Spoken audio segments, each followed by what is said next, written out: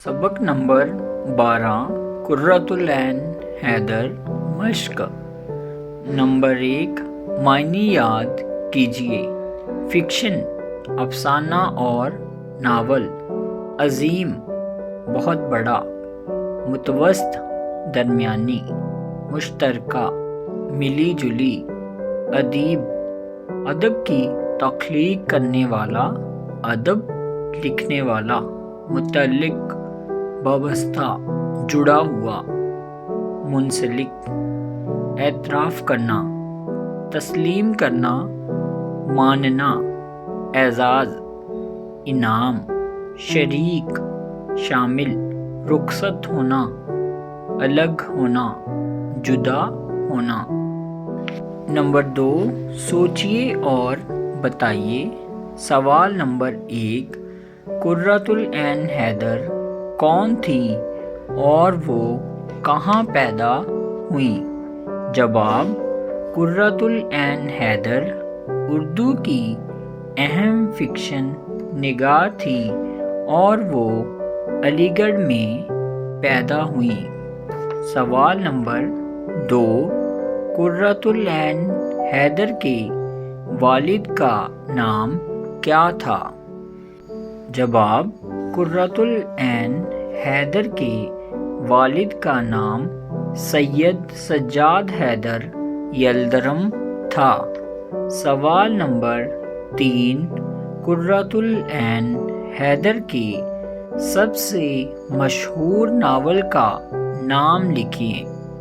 جواب: قرۃ العین حیدر کے سب سے مشہور ناول کا نام آگ کا دریا ہے۔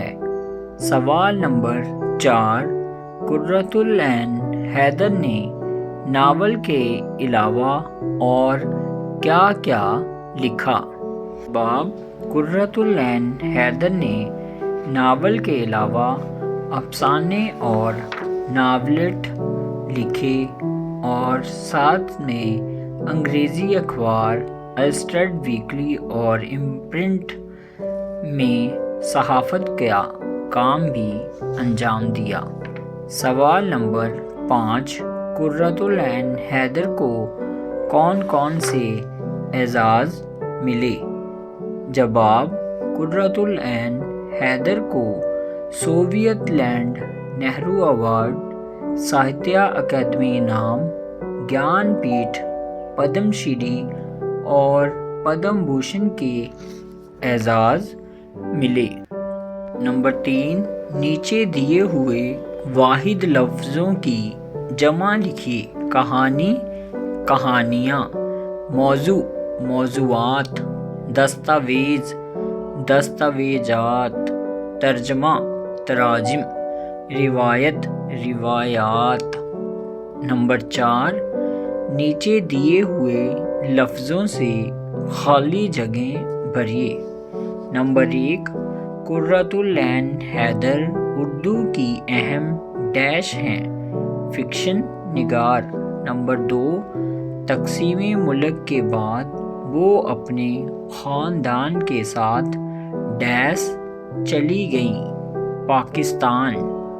نمبر 3 ان کے دوست اور ادبی حلقے کے لوگ انہیں محبت سے ڈیش کہتے تھے، اینی آپا۔ نمبر 4 ڈیش ان کا پسندیدہ موضوع تھا، تاریخ۔ نمبر 5 جوڑ ملائیے۔ الف قرۃ العین حیدر اپنے بھائی سے کوئی 10 سال چھوٹی تھیں۔ قرۃ العین حیدر کو مصوری کا بھی شوق تھا۔ وہ کہانی کہنے کا فن جانتی ہیں۔ وہ ایک اچھی صحافی بھی تھیں۔ نمبر 6 عملی کام۔ اس سبق میں سے 5 شہروں کے نام تلاش کر کے لکھیے۔